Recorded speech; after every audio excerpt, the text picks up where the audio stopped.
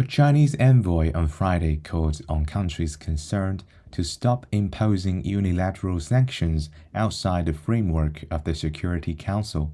Geng Shuang, China's deputy permanent representative to the United Nations, made the appeal in an explanation of vote after the Security Council adopted a resolution on establishing a standing humanitarian exemption to the asset freeze measures imposed by the United Nations.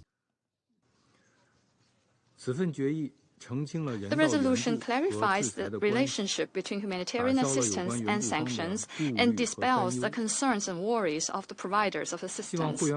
We hope that the member states and international humanitarian agencies will actively implement the humanitarian exemptions provided in the resolution and prevent an expanded interpretation and over-implementation of the sanctions.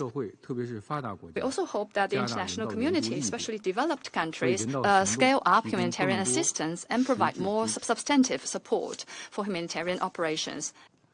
At the same time, the international community should pay great attention to the negative impact of unilateral sanctions on humanitarian operations. Undeniably, the greatest legal and political risks faced by humanitarian agencies do not come from Security Council sanctions, but from the increasing unilateral sanctions and long-arm jurisdiction of some countries.